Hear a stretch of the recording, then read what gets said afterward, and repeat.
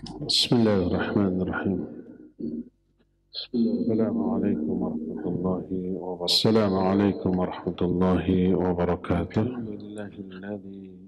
الحمد لله الذي أنزل السكينة في قلوب المؤمنين ليزدادوا إيمانا مع إيمانهم ولله جنود السماوات والأرض وكان الله عليما حكيما.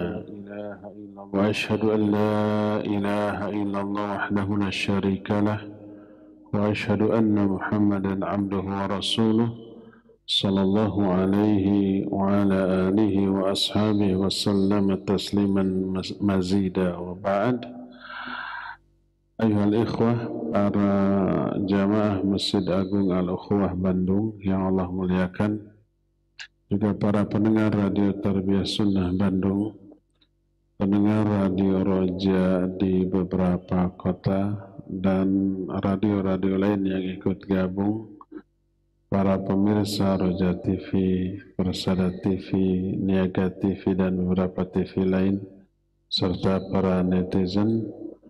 Alhamdulillah, kembali kita berjumpa di hari Kamis yang kedua ini untuk membahas masalah yang berkaitan dengan kewanitaan, karena setiap Kamis kedua adalah kajian khusus muslimah yang diselenggarakan oleh Radio Roja Cilengsi, walaupun bertempat di Masjid Agung Al-Ukhuwah Bandung ini. Bulan lalu kita sudah membahas tentang pentingnya menjaga lisan. Sekarang kita membahas al-hathu alal ikhlas wal muhafadhatu alaiha. Anjuran untuk ikhlas dan memelihara keikhlasan ini. Ini dasar bagi seluruh amalan, baik lahir ataupun batin, karena kita hanya akan memperoleh dari amal kita pahala yang sesuai dengan niat dari amalan tersebut. Dalam hadis sahih riwayat Bukhari dari Umar bin Khattab radhiyallahu an, Nabi alaihi salatu wasallam bersabda, innamal a'malu binniyat wa innamal likulli imri'in ma nawa. Setiap amal hanya tergantung kepada niat, dan setiap orang hanya memperoleh sesuai dengan apa yang diniatkannya. Oleh karena itu, hendaklah kita semua bertakwa kepada Allah Azza wa Jalla, baik ketika bersendirian ataupun ketika berada di tengah orang banyak. Ketika bersendirian, karena kita meyakini diawasi oleh Allah, dilihat oleh Allah, maka ketakwaan kepada Allah juga harus disertakan, sehingga kita tidak menjadi sahabat syaitan ketika bersendirian, dan ketika berada di tengah orang banyak kita terhindar dari riya, ujub, sum'ah, takabur, berbangga diri, dan yang sejenisnya. Adalah semua kita meniatkan seluruh amal ikhlas karena Allah Azza wa Jalla, dan tidak mengamalkan amalan apapun dengan disertai dengan berbangga-bangga, riya, ujub, dan yang sejenisnya, karena semua itu akan ditanya di hadapan Allah Azza wa Jalla. Allah tahu hati kita, apa ikhlas, apa riya. Maka kata Ali bin Abi Thalib radhiyallahu an, ikhlas itu engkau beramal dengan amalan yang sama baik ketika di hadapan orang banyak ataupun ketika engkau bersendirian. Ketika sendiri amalnya demikian bagus, ketika di hadapan orang banyak juga sebagus itu. Tak ada bedanya, karena yang diharapkan dari amalnya bukanlah penilaian dari manusia, tapi dari Allah Azza wa Jalla. Kelak kita semua masing-masing dialog dengan Allah tanpa penerjemah. Sebagaimana sabda Rasul sallallahu alaihi wasallam dalam Sahih Bukhari dan Sahih Muslim dari Ali bin Hatim radhiyallahu an, berkata Rasul sallallahu alaihi wasallam, "Ma minkum ahadun illa sayukallimuhu rabbuhu laisa bainahu wa bainahu tarjuman fayanduru aymana min fala yara illa ma qaddama min amalih wa yanduru ash'ama min fala yara illa ma qaddam wa yanduru baina yadayhi fala yara illa an-nara tilqa'a wajhihi fattaqun nar walau bisyiqqi tamrah." Tak ada seorang pun di antara kalian kecuali kelak pada hari kiamat dia akan langsung berbicara dengan Allah. Tak ada penerjemah antara dia dengan Allah. Dia akan melihat ke sebelah kanannya, maka tidak ada yang dia lihat kecuali amal-amal yang telah lalu ketika dia berada di dunia. Dia pun melihat ke sebelah kirinya, tak ada yang dia lihat kecuali amal-amal buruknya.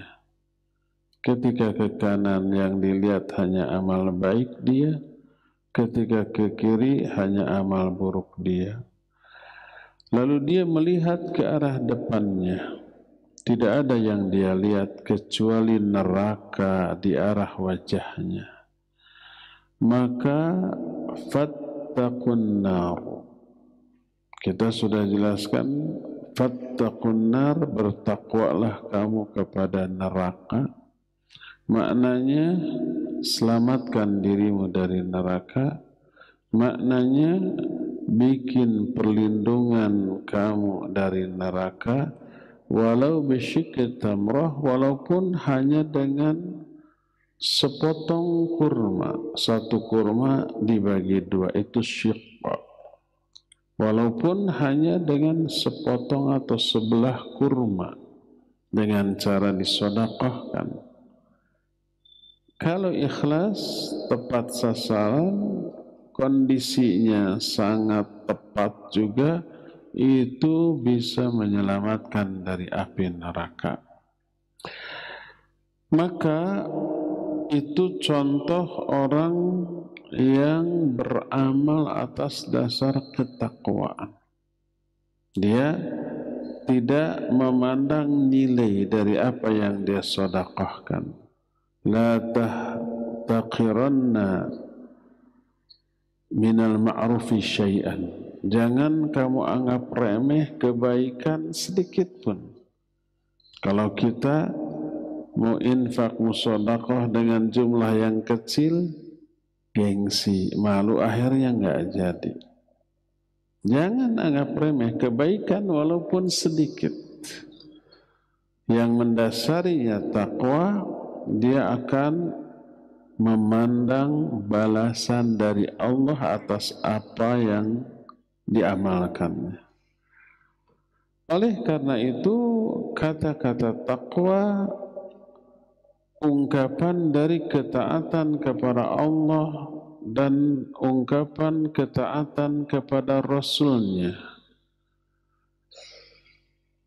Salah satu pertimbangan alasan kenapa kita ini harus memperhatikan aspek ini, karena Allah Azza wa Jalla tidak menciptakan kita secara iseng. Karena nganggur nggak ada kegiatan, iseng-iseng menciptakan makhluk. Lalu setelah diciptakan, kata orang Sunda, cueljen. Cueljen itu dibiarkan begitu saja, terserah kehendak makhluk. Enggak, itu iseng, abath bahasa Arabnya. Allah berfirman dalam surah Al-Mu'minun ayat 115, afahasibtum annama khalaqnakum abathan wa annakum ilayna la turja'un. Apakah kalian mengira bahwa kami menciptakan kalian ini secara iseng dan kalian tidak akan dikembalikan kepada kami? Ini pertanyaan retoris, disebut istifhamul ingkari, pertanyaan yang mengingkari anggapan dari apa yang ditanyakan. Artinya Allah tidak menciptakan manusia secara iseng tanpa tujuan, enggak, tapi dengan tujuan yang agung, kelak akan dikembalikan dan kelak Allah akan membalas seluruh amal manusia. Dalam surah Ad-Dukhan ayat 38-39 Allah menyatakan, وَمَا خَلَقْنَا السَّمَاوَاتِ وَالْأَرْضَ وَمَا بَيْنَهُمَا لَاعِبِينَ مَا خَلَقْنَاهُمَا إِلَّا بِالْحَقِّ وَلَكِنَّ أَكْثَرَهُمْ لَا يَعْلَمُونَ. Tidaklah kami menciptakan langit dan bumi beserta isinya secara iseng.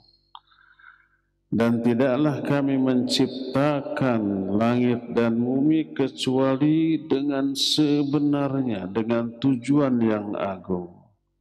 Akan tetapi kebanyakan manusia tidak mengetahui. Juga dalam surah Al-Ahqaf ayat 3 Allah menyatakan, khalaqana as-samawati wal ard wa ma bainahuma illa bil haqq wa ajalin musamma walladzina kafaru amma unziru mu'ridun. Dan tidaklah kami ciptakan langit dan bumi beserta isinya kecuali dengan sebenarnya dan sampai waktu yang ditentukan. Ini ada akhirnya langit dan bumi, suatu saat hancur. Adapun orang-orang kafir, mereka berpaling dari apa-apa yang mereka telah diperingatkan tentang hal itu. Ayat-ayat yang senada dengan itu amat sangat banyak yang menjelaskan bahwa penciptaan kita, termasuk seluruh yang kita alami, hidup, mati, itu dengan tujuan yang agung. Yaitu apa? Menegakkan tauhidullah, mengesahkan Allah dalam hal ibadah, dan itu tujuan pokok diciptakannya kita sebagai manusia. Dari sini maka tuntutan yang disodorkan kepada kita adalah perlihatkan sebaik-baik amal yang mampu kita lakukan. Dan Allah melihat.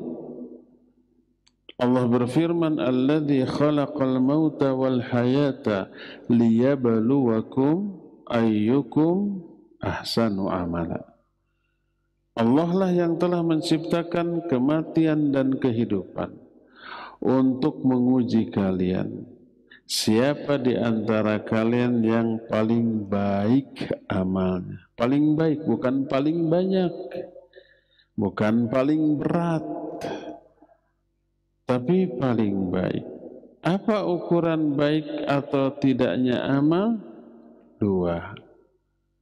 Pertama, ikhlas niatnya, walaupun banyak, berat, pengorbanannya besar, tapi ria nggak baik. Yang kedua, mutaba'ah, Mutaba'ah. Mutaba'ah itu mengikuti contoh dari syariat. Begini loh cara mengerjakan ibadah ini. Semakin ikhlas, semakin mutaba'ah, semakin baik. Satu di antara dua syarat ini tidak ada, nggak baik amal itu. Salat umpamanya ya, sebuah ibadah yang agung tapi niatnya ria, Allah azab orang itu. Fawailul lil musallin alladzina hum an salatihim sahun walladzina hum yura'un. Diazab walaupun salat, bukan diazab karena salatnya, tapi diazab karena sahun dan riyaknya di dalam salat. Salatnya bagus, tapi bagusnya salat ini dirusak oleh sahun dan riya. Karena sahun dan riya itulah maka rusak salatnya dan diazablah orang itu. Dari sini kita mengetahui bahwa kita hidup diciptakan bukan untuk bersenang-senang di dunia, bukan untuk sekedar makan, minum, berhappy-happy, dan melakukan sekehendak hati kita masing-masing, tidak. Tapi sebaliknya, makan, minum, tidur, istirahat,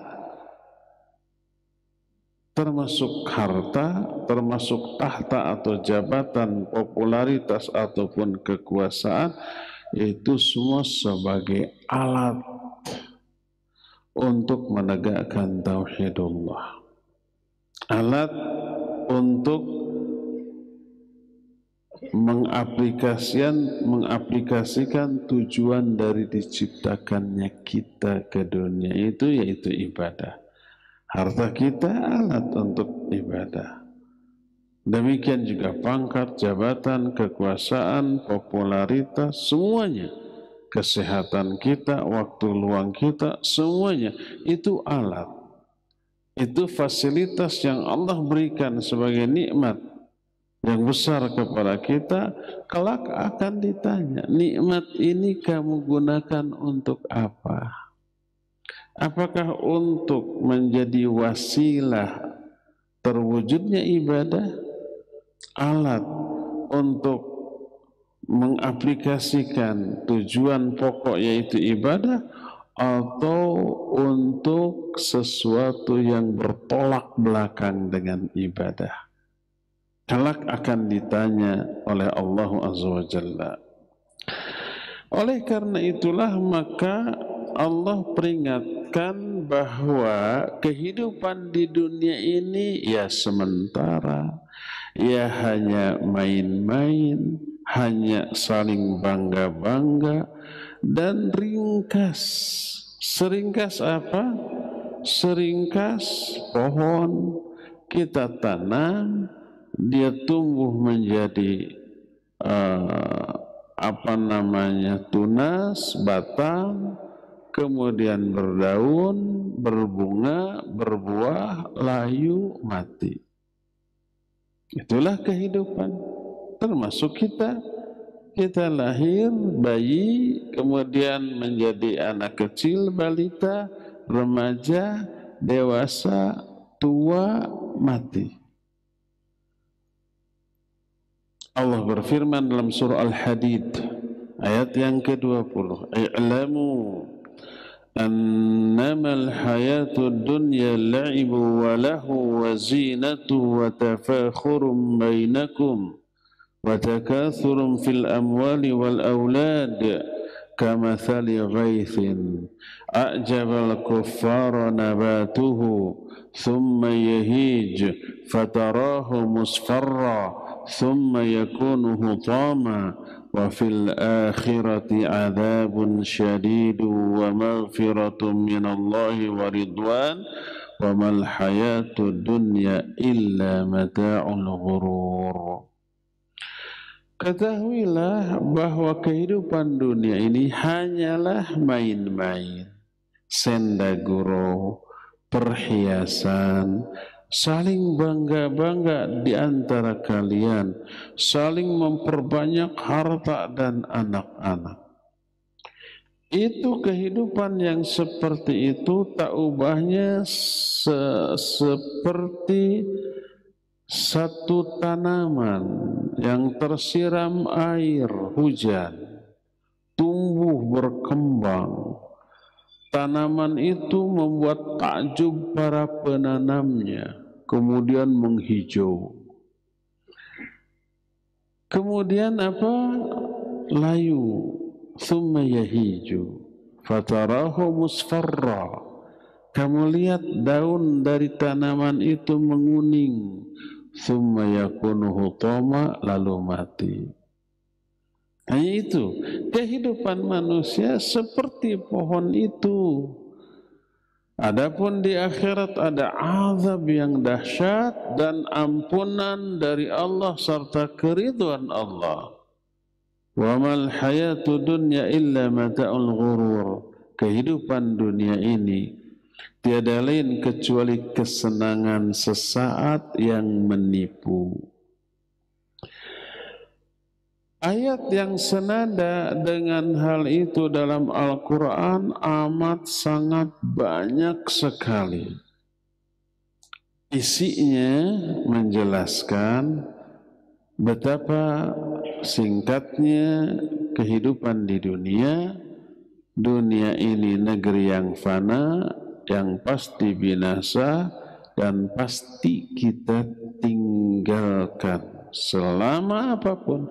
Karena itulah disebut dengan sebutan dunia. Arti dunia itu bentuk fu'la dari ad-danwu. Ad-danwu itu artinya dekat. Disebut dunia alias dekat karena ringkasnya, singkatnya, sebentarnya kehidupan di dunia dan berakhir dengan kefanaan. Apalagi hadis Nabi SAW menggambarkan dunia dengan sesuatu yang bukan hanya tak ada gunanya atau tak ada harganya, malah bikin jijik. Kadang Nabi SAW mengumpamakan dunia dengan bangkai binatang. Apa yang bisa diambil dari bangkai binatang? Enggak ada, dimakan enggak boleh. Ya haram, ya secara medis berbahaya bagi kesehatan. Dijual enggak laku, hanya jadi beban, harus ngubur. Kadang di hadis lain mengumpamakan dunia dengan kotoran manusia.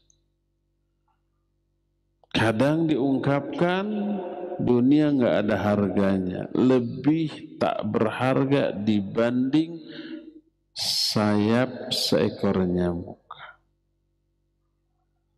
Itulah dunia. Makanya orang yang mengejar dunia,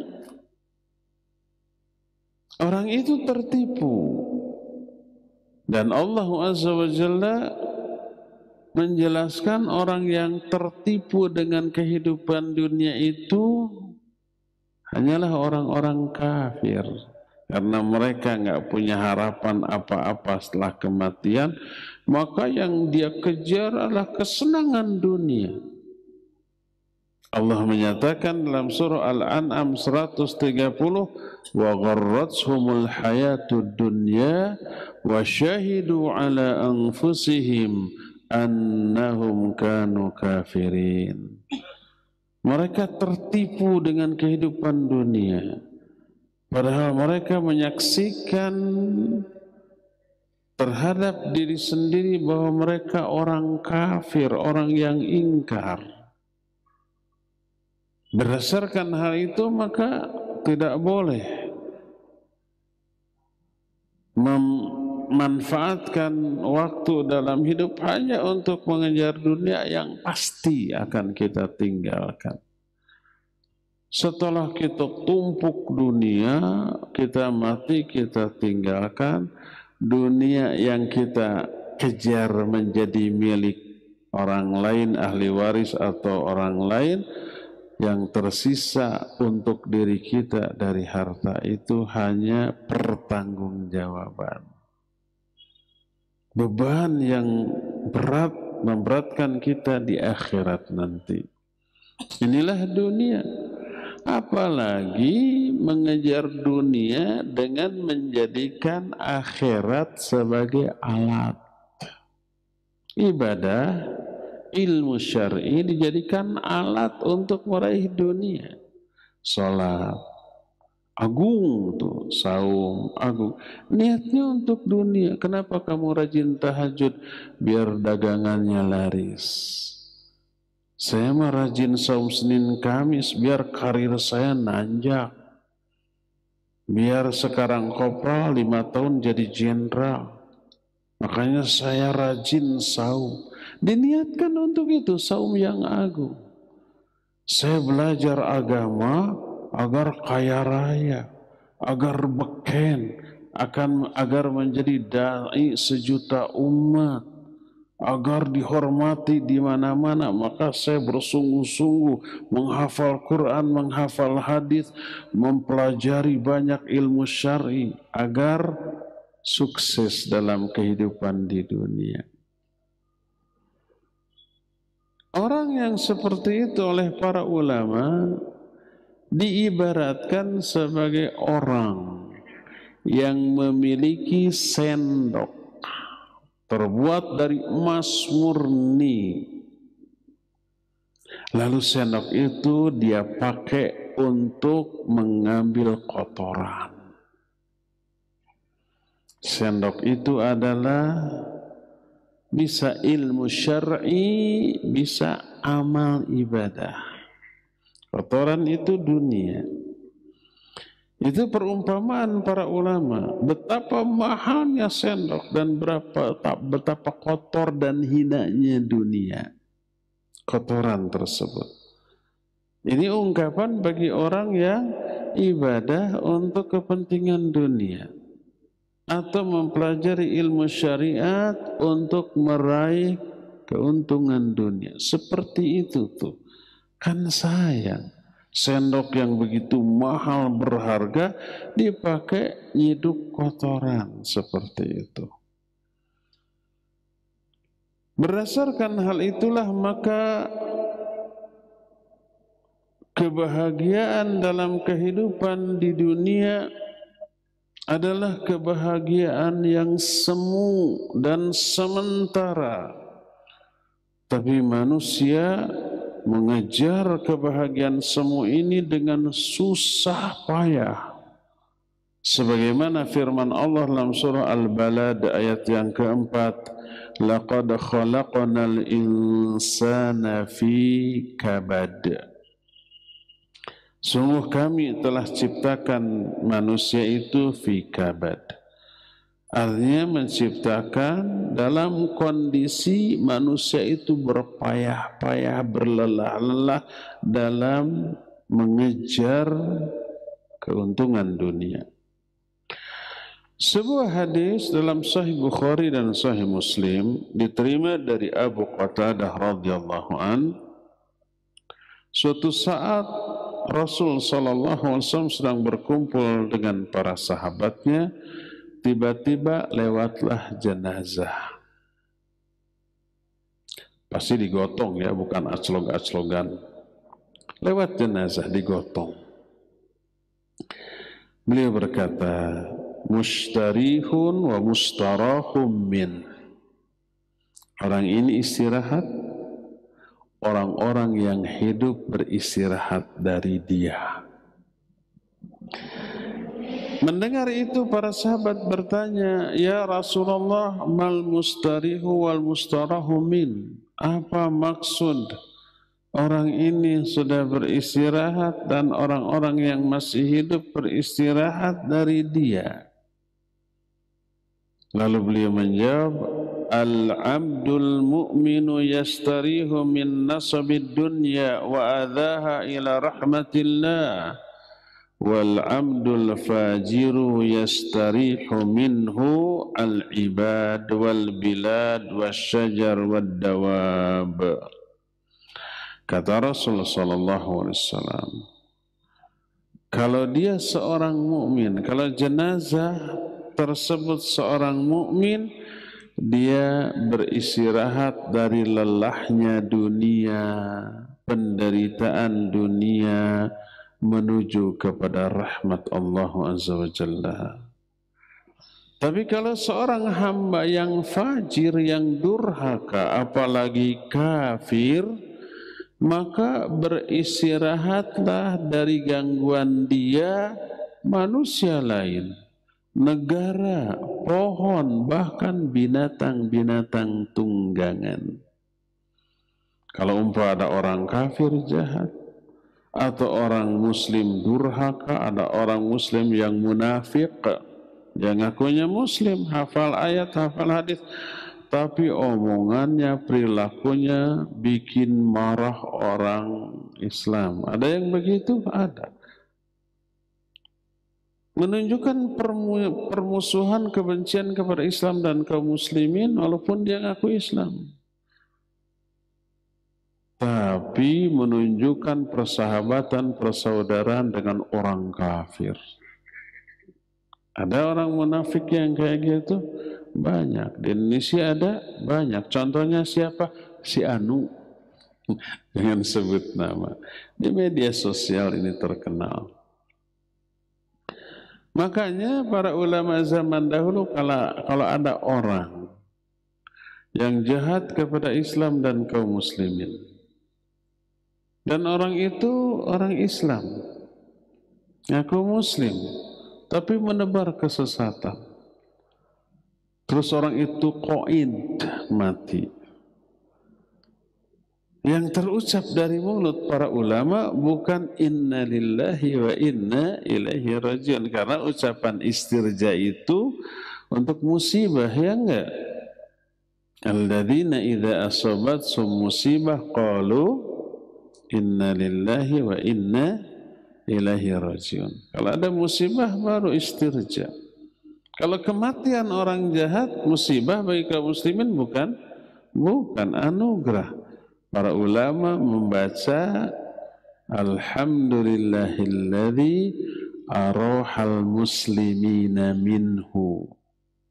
Segala puji bagi Allah yang telah menyebabkan kaum muslimin beristirahat dari gangguan orang itu, dari kejahatan orang itu. Hafalkan nih, kalau ada orang seperti itu sebentar lagi mati gitu ya, jangan innalillahi wa inna ilaihi raji'un bariseri. Engkau senang tapi innalillahi, jangan. Alhamdulillahilladzi arahal muslimina minhu. Di antara doa yang dipanjatkan oleh Nabi alaihi salatu wassalam, doa ini bagus kita hafalkan. Enggak panjang kok, cuma sekalimat pendek.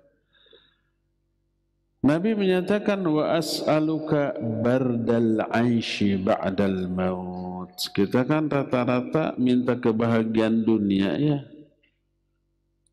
Tapi kebahagiaan setelah kematian jarang kita pikirkan. Nabi menyatakan wa as'aluka bardal 'aishi ba'dal maut. Aku meminta kepada engkau, as'aluka. Apa yang diminta? Bardal aishi, kenyamanan hidup. Ba'dal maut, setelah kematian. Setelah kematian ini harus wajib nyaman. Karena apa? Panjang waktunya sampai kiamat loh. Di dunia puluhan tahun maksimal. Berapa sih usia kita? Ada yang 40, 50, 60, taruhlah 80. 60, 70 tahun ke atas hidup ini tidak terasa lagi nikmat.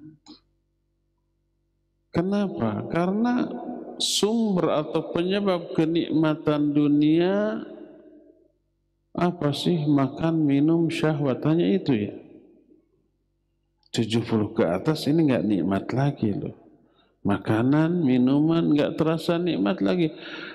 50-40 tahun ke atas sudah banyak penyakit di dalam hati, menjadi gudang gula, kolesterol, ya, lemak, asam urat, apalagi darah tinggi. Coba komplikasi semua itu.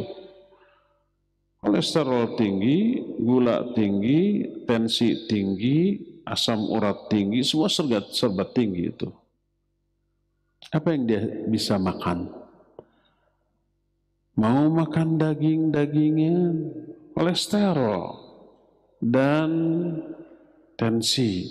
Mau makan yang hijau-hijau, sayur-sayuran, asam urat naik, ya enggak? Mau yang manis-manis, diabetesnya, gulanya kambuh. Apa yang harus dimakan? Nggak ada yang enak. Walaupun masih hidup itu, uang banyak. Untuk apa uang itu? Untuk menyenangkan dirinya dengan cara apa? Mau nikah lagi, sudah 5 watt syahwatnya. Dan seterusnya. Nah, sampai mati. Paling 80 tahun maksimal. Jarang yang di atas 80. Ada 1-2. Setelah itu mati. Masuk ke alam kubur. Berapa lama di alam kubur? Sampai kiamat.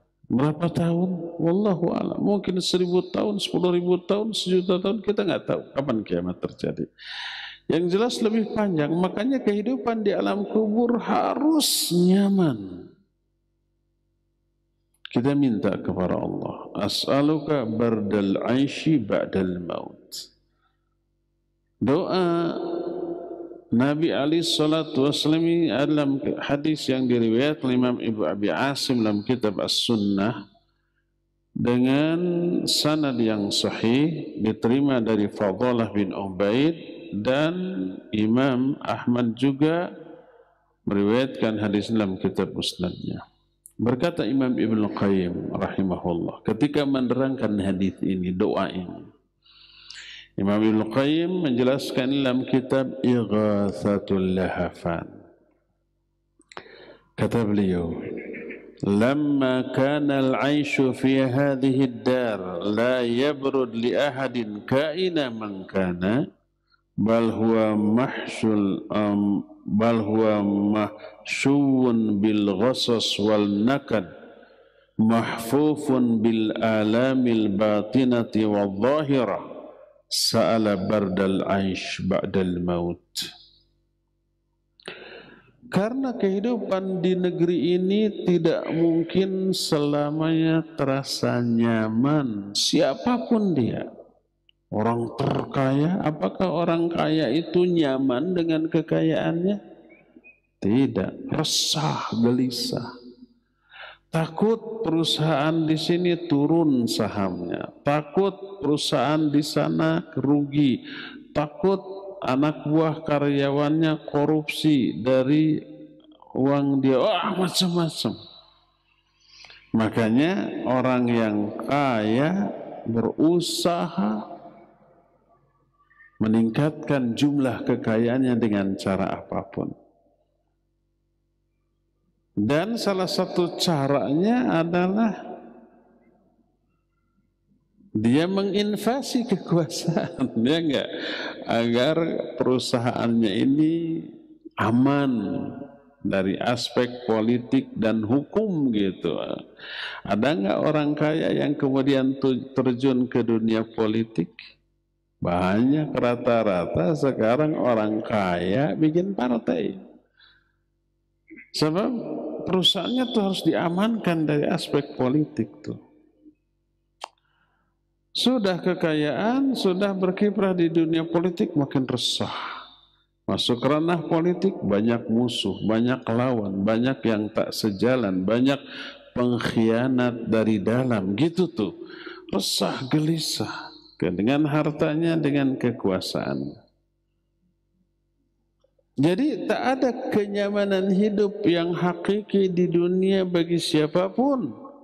Bahkan kehidupan ini dipenuhi dengan tipu daya, penderitaan lahirnya dan batinnya. Ada orang kaya yang menderita lahirnya, banyak penyakit numpuk tuh. Yang tadi tuh, gudang jadi gudang gula, gudang garam, gudang lemak, gudang asam, gudang apalagi lah pokoknya.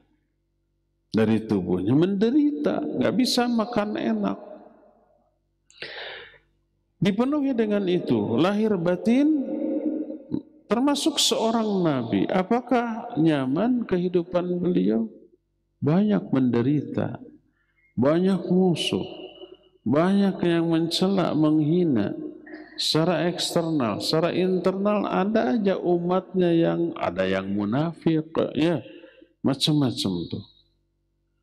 Maka Nabi SAW meminta kenyamanan hidup setelah kematian. Dunia ini ladang bagi akhirat.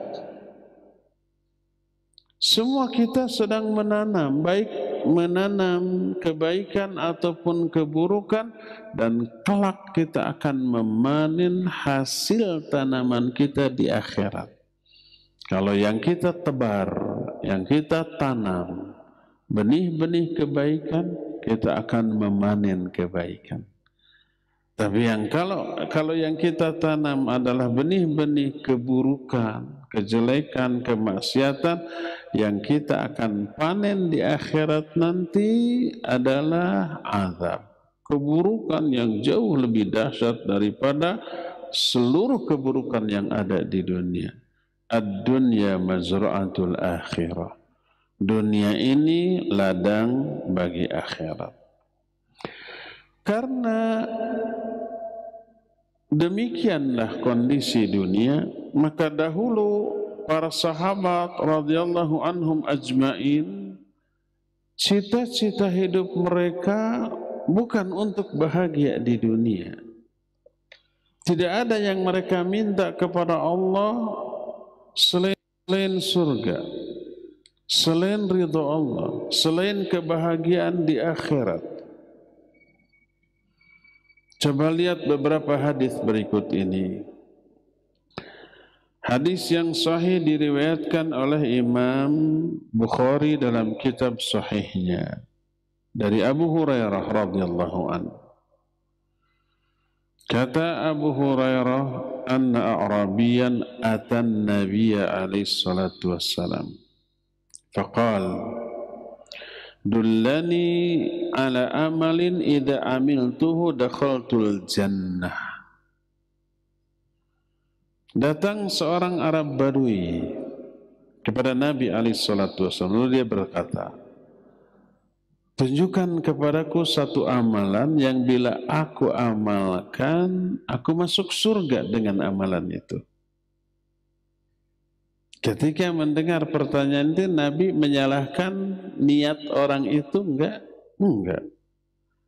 Orang itu meniatkan amalan agar bisa masuk surga. Ikhlas enggak tuh? Ikhlas.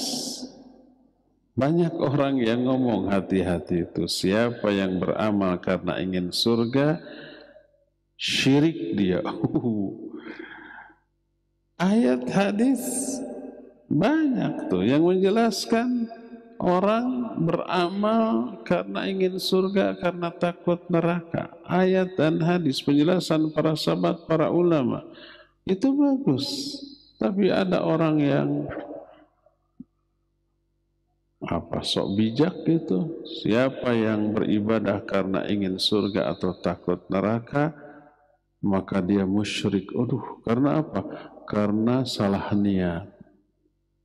Karena apa? Karena dia salah dalam mendefinisikan ikhlas. Parsial. Dia mengatakan ikhlas itu meniatkan amalan untuk meraih ridho Allah.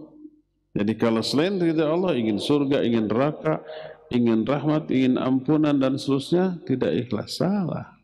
Ikhlas itu meniatkan amalan untuk meraih apa yang ada di sisi Allah. bukan di sisi manusia. Apa yang ada di sisi Allah yaitu keridhoannya, ampunannya, rahmatnya, mahabbahnya, termasuk surga neraka. Nih orang ini, ya Rasulullah, tunjukkan kepadaku satu amalan. Bila aku mengamalkan amalan itu, aku masuk surga. Oleh Nabi SAW ditunjukkan. Kata beliau, ta'budullaha la tusyriku bihi syai'a wa tuqimus shalah wa tuaddi zakah al-mafruḍah wa tasuma Ramadan. Amalan tersebut kamu ibadah kepada Allah dan tidak menyekutukan Allah dengan sesuatu pun. Kamu tegakkan salat, kamu tunaikan zakat yang wajib, dan kamu saum Ramadan. 4. Bertauhid, salat, zakat, saum. Haji waktu itu belum diwajibkan.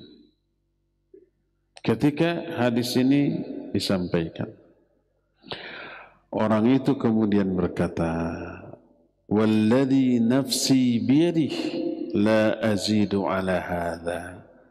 Demi Allah yang jiwaku berada dalam genggaman tangannya, aku tidak akan menambah amalan selain amalan tadi. 4. Haji tidak disebut karena saat itu haji belum diwajibkan. Kalau sekarang orang sudah mampu haji tapi tidak haji berpegang pada hadis ini, salah dia. Hadis ini juga cuma 4 kok. Tauhid, salat, zakat, saum, sudah, nggak ada haji disebut. Makanya nggak perlu haji. Keliru dia.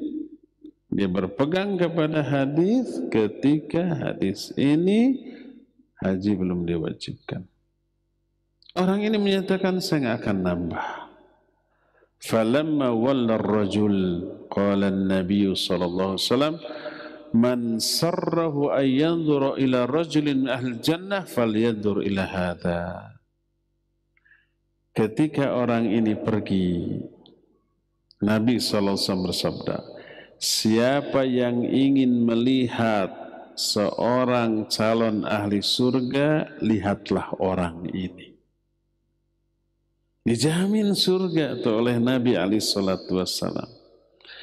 Jadi sahabat ini bertanya kepada Nabi SAW, bagaimana caranya masuk surga? Amal apa yang harus dilakukan? Tidak bertanya, ya Rasulullah, saya ingin kaya, bagaimana caranya? Wahai Rasulullah, saya ingin menjadi orang yang berkuasa. Enggak, tidak meminta dunia, tapi akhirat. Masih dalam Sahih Bukhari, sebuah hadis yang diterima dari Anas bin Malik radhiyallahu an, dia mendengar,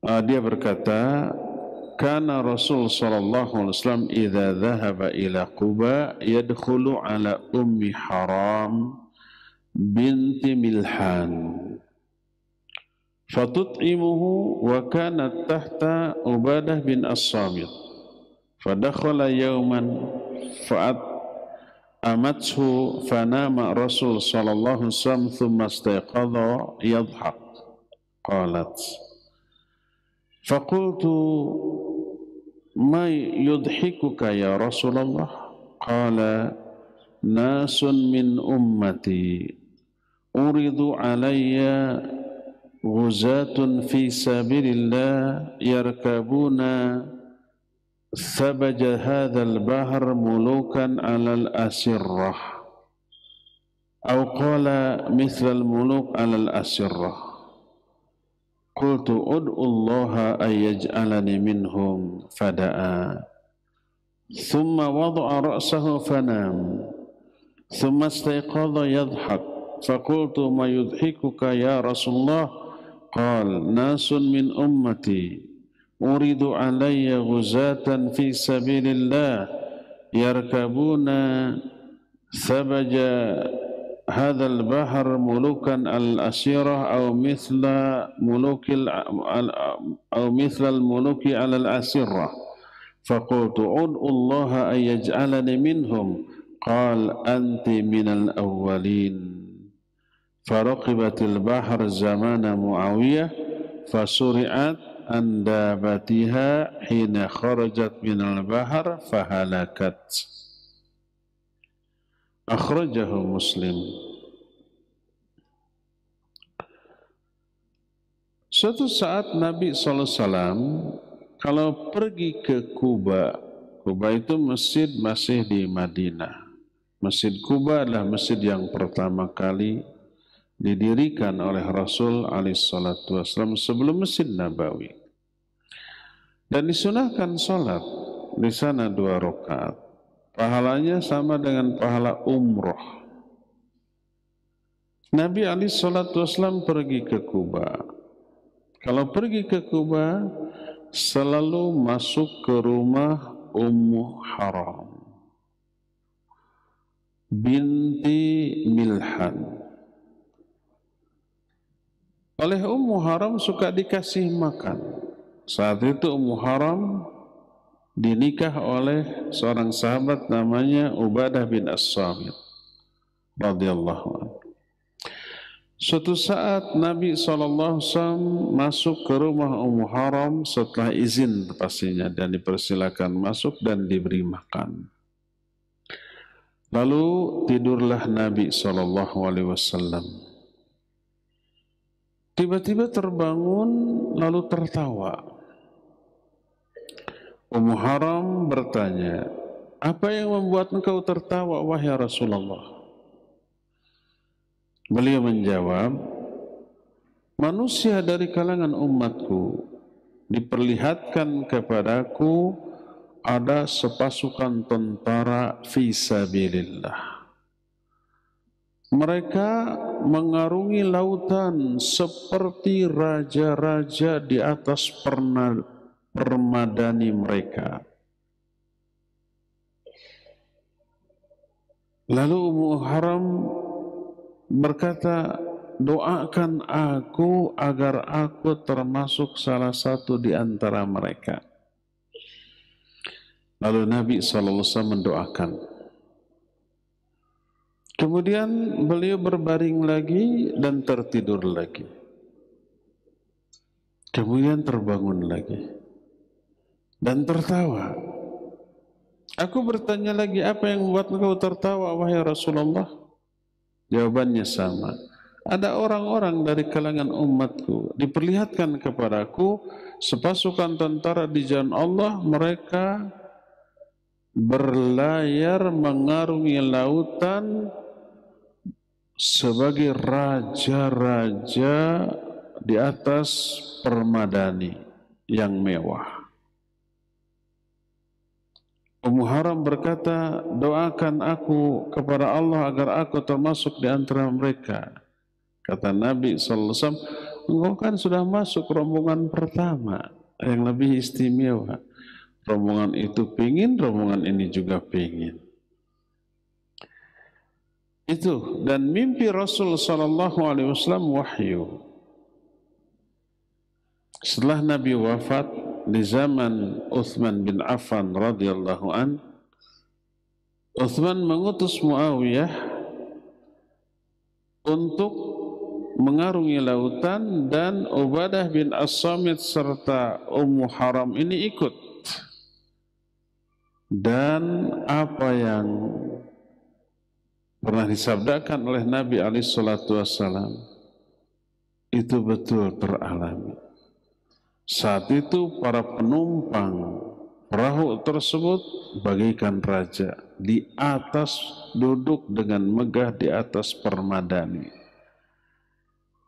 Dan mimpi Nabi SAW ketika tertidur di Kuba di rumah Ummu Haram tersebut adalah wahyu, dan itu betul terjadi. Sampai ketika tiba di daratan ke tempat yang dituju untuk menaklukkan tempat tersebut, dan setelah berhasil Ummu Haram jatuh dari binatang tunggangannya, kemudian meninggal di sana. Hadis ini selain diriwayatkan oleh Imam Bukhari, juga diriwayatkan oleh Imam Muslim. Berkata Imam Ibn Ibnu Hajar Al-Asqalani rahimahullah dalam kitab Fathul Bari Syarah Sahih Bukhari ketika menjelaskan hadis ini. Qala Ibnu Abdul Bar, telah berkata Ibnu Abdul Bar. Jadi Imam Ibnu Hajar mengutip pendapat Imam Ibnu Abdul Bar. Kata Ibnu Abdul Bar, arada wallahu alam annahu ra'al ghuzat fil bahr min ummatihi mulukan 'alal asirrah fil jannah. Ru'yahu wahyun. Qad qala Allah Ta'ala fi sifati ahli jannah ala sururim mutaqabilin. Wa qala fil ayatil ukhra wa alal araiki muttaki'un.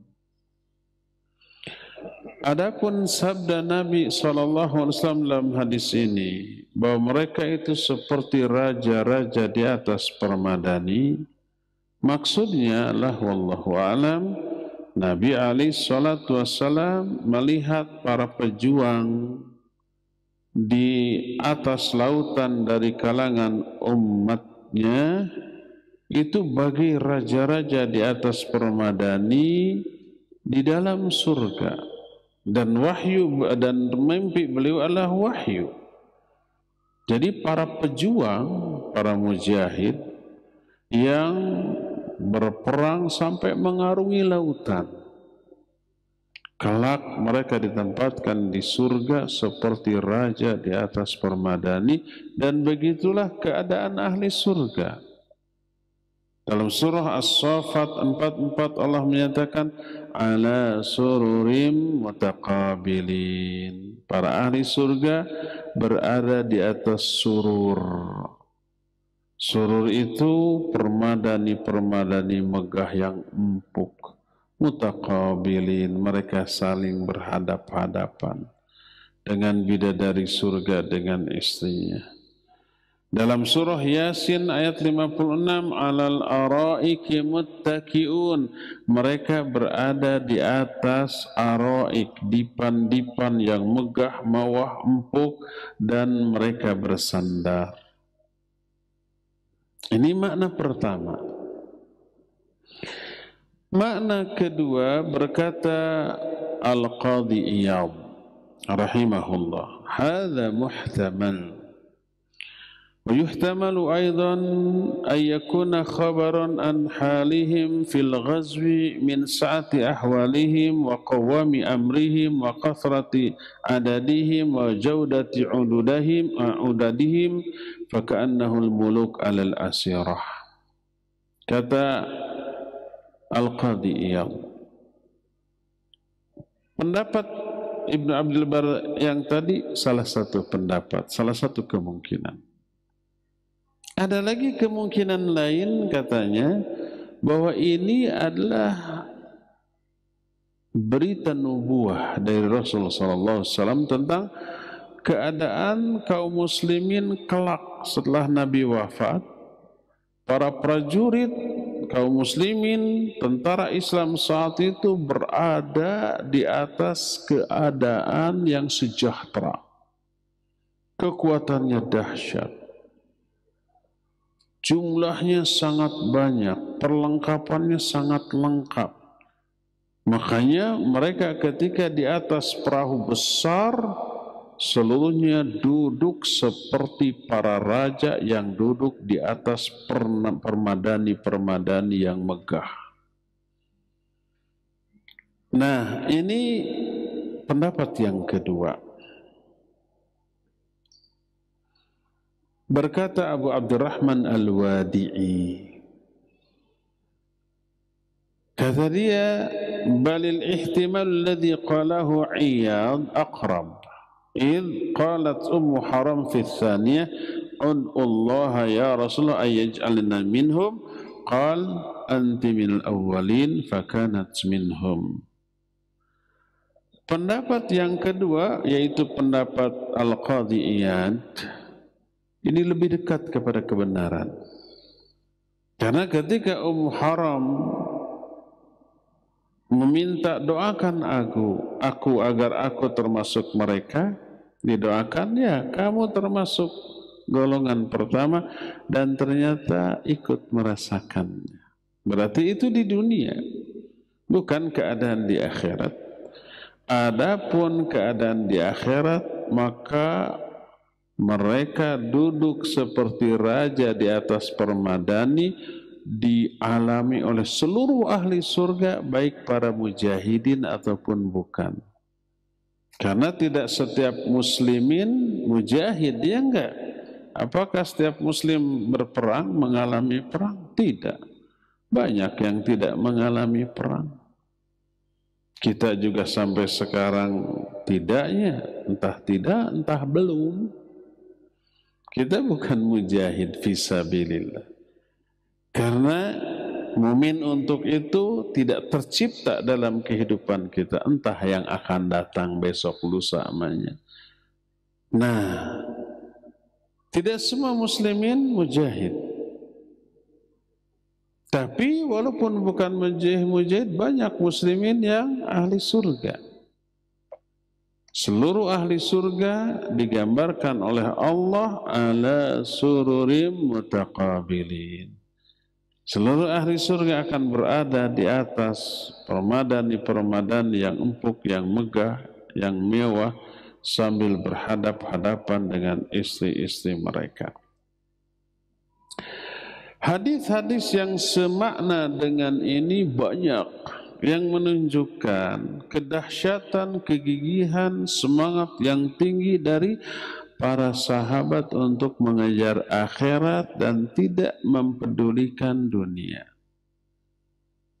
Dari sinilah kita mengetahui bahwa seorang mukmin dengan kadar keimanan yang kuat, ketakwaan yang sangat mantap, mereka akan lebih mengejar akhirat daripada dunia. Sekarang timbul pertanyaan, bagaimana caranya agar bisa demikian? Itu akan kita bahas di sebulan yang akan datang, karena waktu untuk menjelaskan hadis kita tinggal tersisa waktu untuk bertanya jawab, dan pada jamaah di sini dipersilakan untuk mengumpulkan pertanyaan, walaupun kajian dari Roja dan opening tadi dari studio Cilengsi ada. Oh iya. Ya, sebagian dari sana, sebagian di sini. Kepada Al-Akh Al-Fadil, pembawa acara di sana, dipersilakan untuk memandu tanya jawab dengan pendengar dan pemirsa. Silakan. Syukran jazakumullahu khairan Ustaz wa barakallahu fikum atas penjelasannya yang tentunya sangat bermanfaat bagi kita semua. Tapi khotul Islam, para pemerhati Roja dimanapun Anda dapat menyimak siaran kami, selanjutnya memasuki sesi interaktif, maka kami persilahkan bagi Anda yang ingin bertanya, maka dapat melayangkan pertanyaan Anda melalui layanan pesan WhatsApp. Tapi Ustaz, kita bacakan pertanyaan yang pertama. Assalamualaikum Ustaz, dari hamba Allah. Mohon penjelasannya dan tips agar senantiasa ikhlas dalam beramal, karena mengingat godaan syaitan sangatlah berat. Barakallahu fikum. Tafadhal. Baik, wa fika barakallah. Bagaimana caranya agar bisa ikhlas dalam beramal? Itu sebenarnya akan kita jelaskan di akhir dari penjelasan ini. Ini baru muqaddimah, ikhlasnya belum terbahas. Hanya takhirul bayan anil waqtil hajah la yajuz. Ini kaidah. Mengakhirkan penjelasan dari waktu yang dibutuhkan ini nggak boleh. Mungkin dia butuh sekarang, ya, ada kasus yang dihadapi tentang keikhlasan. Kalau sebulan yang akan datang belum tentu umur kita cukup. Bagaimana caranya untuk meraih keikhlasan? Pertama, berdoa kepada Allah agar dianugerahi keikhlasan, agar diberikan hati yang tulus, yang bersih, yang suci. Ambil dari ayat, ambil dari hadis, ambil dari sahabat dan para ulama. Di antaranya ada doa Nabi alaihi salatu wasallam, Allahumma ati nafsi taqwaha wa zakkiha anta khairu man zakkaha anta waliyuha wa maulaha. Allahumma inni a'udzubika min ilmin la yanfa' wa min qalbin la yakhsha wa min nafsin la tashba' wa min da'watin la yustajabu laha. Itu ya. Silakan. Itu yang pertama, berdoa. Karena hati kita berada di dalam pengaturan Allah. Allahumma ya muqallibal qulub tsabbit qalbi ala dini. Allahumma ya musarrifal qulub sarrif qalbi ala ta'atik. Berdoa kepada Allah agar kita diikhlaskan. Ikhlas ini ibadah yang agung, dan ibadah apapun tidak bisa dilaksanakan tanpa hidayah dari Allah Subhanahu wa Ta'ala. Jadi pertama berdoa, minta agar kita diikhlaskan. Kedua, pelajari asma dan sifat Allah. Kenali Allah sejauh yang kita bisa, sedalam yang kita mampu. Semakin mengenal Allah, nanti semakin takut, semakin cinta, semakin berharap, bertawakal, ikhlas, dan seterusnya. Itu yang kedua. Ketiga, pelajari bahaya dari ketidakikhlasan. Bahaya riya, ujub, sum'ah, takabur yang seperti itu tuh. Ketika tahu bahayanya kita takut, ngeri. Bahaya pertama terangkum dalam satu peribahasa indah, tapi bukan dalam bahasa Indonesia. Capek gawe, teka pakai, dari jeng di teke. Sudah capek berbuat, nggak kepake, diazab.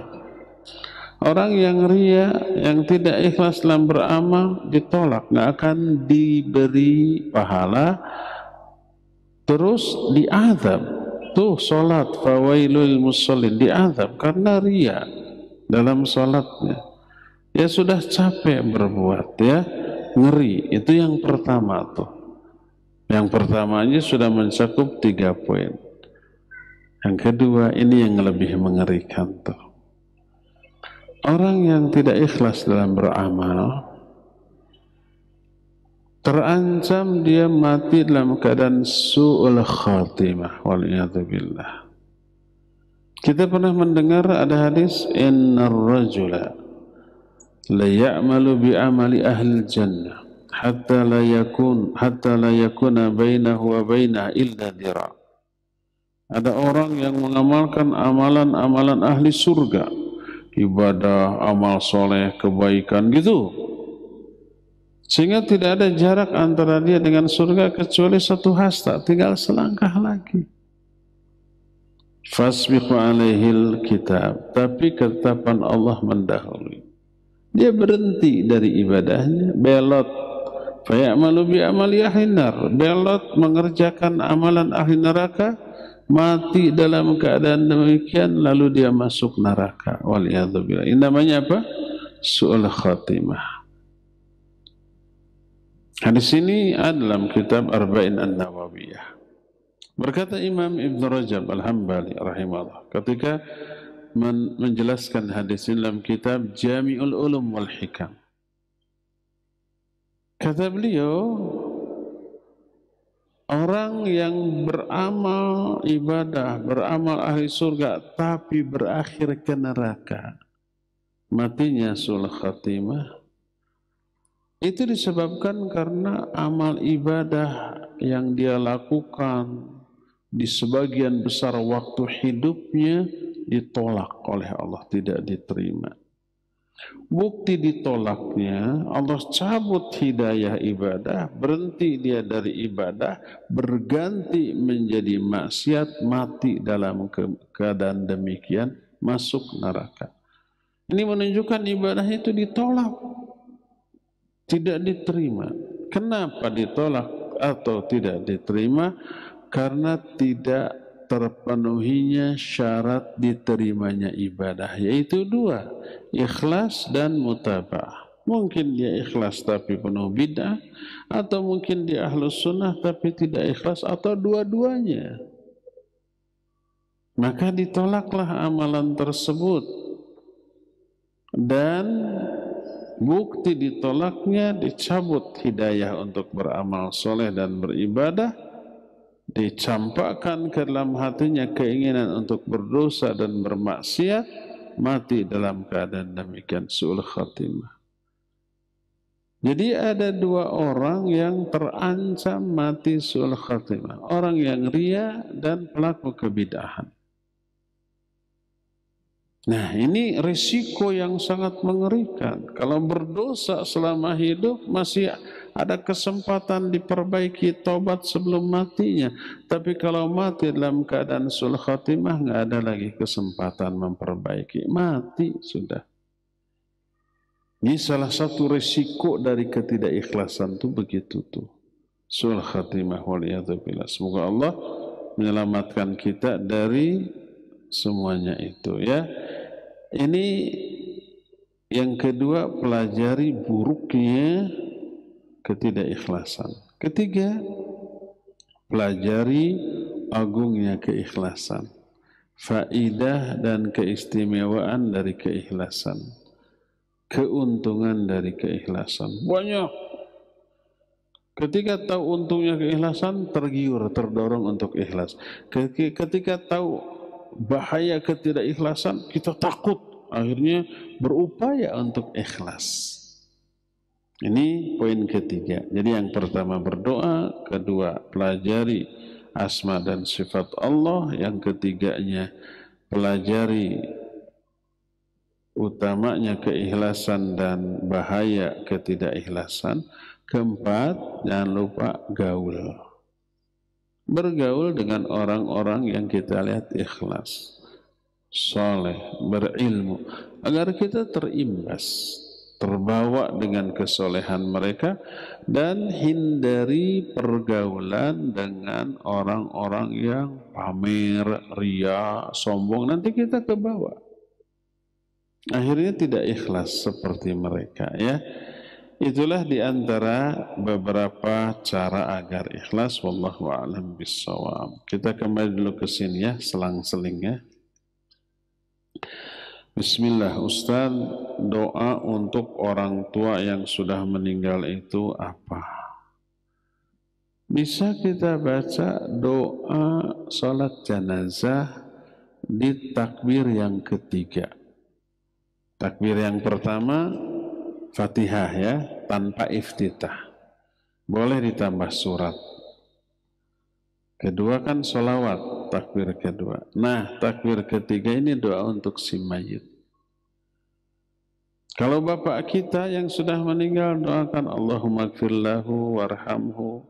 Atau hu-nya boleh di awalnya diganti dengan abi atau walidi. Allahumma gfirli walidi atau li abi. Warhamhu wa'afi wa'fu anhu wa akrim nuzulahu wasi' madkhalahu wagsilhu bil ma'i wa thalji wal barad wa naqqihi minal khataya kama yunaqqa thawbul abyadu minad danas wa abdilhu daran khairan min dari wa ahlan khairan min ahli wa zawzan khairan min zawzi wa adkhilhul jannah wa aidhu min adhabin nar wa adhabil qabr. Nah, kalau yang meninggal ibu pakai H, Allahumma gfir li ummi gitu ya, atau li walidati warhamha wa'afiha wa'fu anha dan seterusnya. Kalau yang sudah meninggal dua-duanya pakai huma, Allahumma gfir li walidayya warhamhuma wa'afihima dan seterusnya. Hanya itu saja. Jadi tinggal merubah dhamir. Dhamir itu kata ganti ya. Silakan dibaca itu di dalam doa kita untuk orang tua. Silakan lagi ke pendengar pemirsa Roja, silakan. Ya, baik, kita bacakan pertanyaan yang selanjutnya Ustadz. Bismillah, mohon izin bertanya Ustadz. manakah yang lebih baik, orang yang beramal namun tidak ikhlas atau orang yang enggan untuk beramal? Syukran barakallahu fikum. Tafadhal Ustaz. Dua-duanya nggak baik. Beramal dengan ria buruk itu maksiat karena terancam azab. Ya, tidak beramal juga buruk. Nah, sekarang dirinci mana yang lebih tidak jelek, mana yang lebih tidak buruk. Dua-duanya buruk. Mana yang lebih tidak buruk atau mana yang lebih baik? Tidak ada yang baik. Makanya kalimatnya ditanya mana yang lebih tidak buruk. Kalau beramal dengan ria itu maksiat. Kalau tidak mau beramal dirinci. Kalau yang dimaksud tidak mau beramalnya itu adalah amal wajib, maka lebih baik beramal wajib walaupun ria daripada tidak beramal. Contoh sholat, mana yang lebih baik, sholat tapi ria atau tidak sholat? Dua-duanya buruk. Yang lebih bagus sholat tapi ikhlas gitu ya. Tapi kalau pilihannya itu, maka lebih buruk yang tidak sholat daripada yang sholat tapi ria. Kalau amalnya amal fardu, amal wajib, tapi salah satu pun di antara dua ini jangan dipilih ya. Jangan dipilih. Kata Ustaz juga lebih baik sholat sambil ria daripada tidak sholat. Makanya saya mah ria terus dah. Salah, dua-duanya buruk, dua-duanya diazab. Tapi azab yang tidak sholat lebih dahsyat, dan dihukuminya para ulama sepakat orang yang sholat tapi ria dia muslim. Semua ulama sepakat, tapi muslim yang berdosa besar. Tapi orang yang tidak sholat, ulama ikhtilaf. Ada yang menganggap kafir walaupun masih mengakui kewajiban sholat. Apalagi kalau mengingkari kewajiban sholat lalu dia tidak sholat, itu kufur. Bukan karena tidak sholatnya, tapi karena mengingkari kewajiban sholatnya, itu kufur walaupun dia sholat. Kenapa sholat kalau ingkar kepada kewajiban? Kan kau mau pemilu biar dicoblos umpamanya ya. Dia sholat tapi dalam hatinya ingkar kepada kewajiban sholat, kufur dia. Tapi kalau dia tidak sholat masih mengakui kewajibannya, ulama ikhtilaf. Jumhur ulama menyatakan dia masih muslim, tapi muslim yang berdosa besar. Sebagian ulama menyatakan dia kafir. Jadi vonis para ulama kepada yang tidak sholat lebih keras daripada vonis para ulama kepada yang sholat tapi ria. Itu untuk amalan wajib. Demikian juga ini berlaku bagi saum, bagi haji, ya, bagi zakat. Adapun sekarang kalau amalan sunnah, contoh apa ya? Tahajud. Tahajud tapi ria. Ya, sebelum tahajud, ba'da isya, dia bikin status, ikuti siaran langsung tahajud dengan saya. Jam 2. Jam 2 dia pasang alarm, bangun, pasang kamera, ya, kemudian disiarkan secara langsung. Tahajud syahdu dan khusyuk bersama saya. Di Instagram, di Facebook, di YouTube, pokoknya di media sosial. Beres 2 rakaat salam, lihat. Ada yang komen, ada viewer, enggak gitu ya. Besoknya pasti dilihat lagi tuh komen-komennya. Begitu ada yang komen, aduh dasar soleh, bangga gitu ya. Bang, doakan kita dong, bangga gitu ya. Kalau ada yang nyinyir, riak lu, langsung ke hati itu ya. Itu kelihatan riaknya. Nah, Itu pertama. Kedua, tidak tahajud. Kalau yang pertama maksiat, riya dalam amalan sunnah maksiat. Kalau kebablasan sampai subuh tidak tahajud, dosa tidak? Tidak dosa.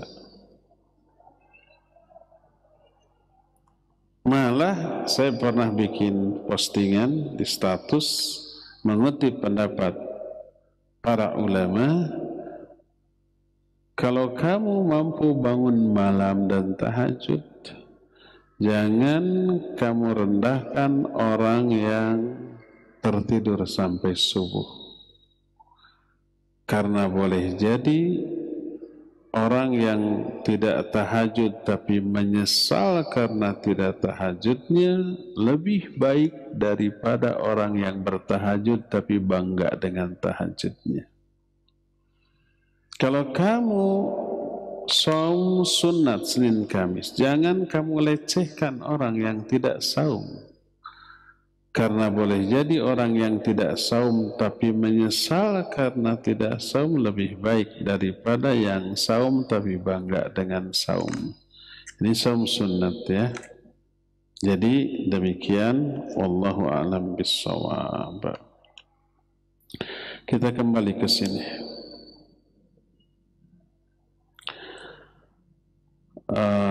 Ustaz mau tanya, Assalamualaikum WRWB. Assalamualaikumnya dapat pahala, WRWB-nya tidak dapat pahala. Tulis warahmatullahi wabarakatuh. Habis capek Ustaz, dari capeknya itu dapat pahala. Mau dapat pahala nggak mau capek, gabut, gajah buta. Kalau dapat arisan, misal 20 juta, apa harus bayar zakat 2,5%? Sedangkan itu arisannya belum sampai akhir, masih membayar tiap bulan. Jazakallahu khairan.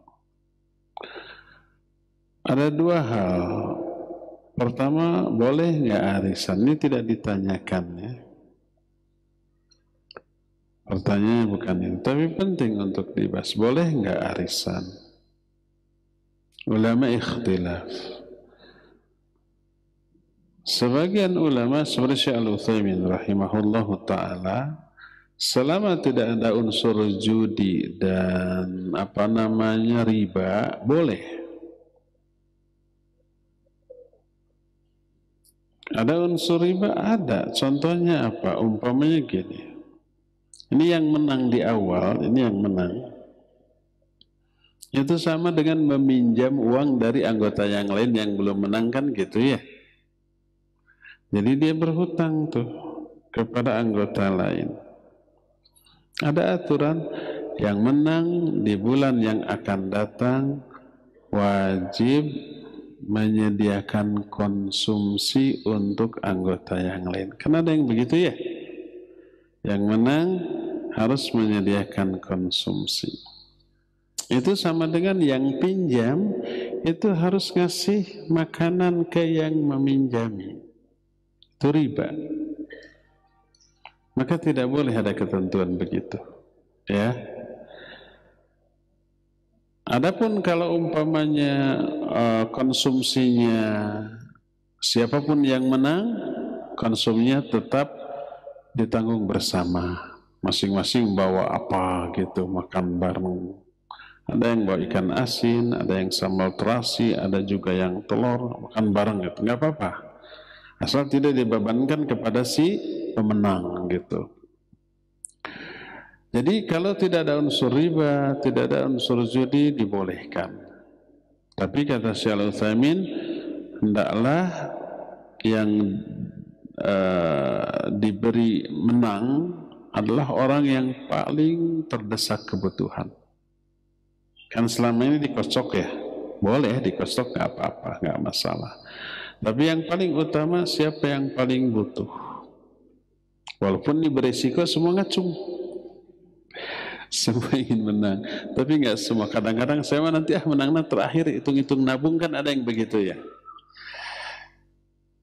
Nah, ini yang pertama. Jadi sebagian ulama membolehkan, sebagian ulama melarang. Seperti Syekh Al-Albani rahimahullah, karena beliau katakan sistem seperti itu tidak pernah ada di zaman Nabi, para sahabat, dan 3 generasi awal.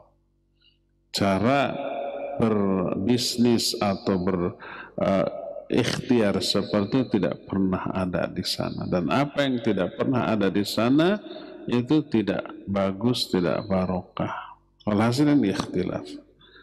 Kalau umpamanya, kalau pribadi saya, kalau ada yang apa mau arisan, nggak apa-apa, nggak masalah, silakan. Asal tadi ya. Kalau menang 20 juta, apakah wajib zakat? Tidak. Pertama, belum sampai nisab. Yang kedua, belum sampai haul. Kecuali kalau umpamanya 100 juta. Kemudian 100 juta ini kita simpan. Setelah setahun berlalu, baru wajib dizakati 2,5% atau 1/40. Banyak mana 2,5% dengan 1/40?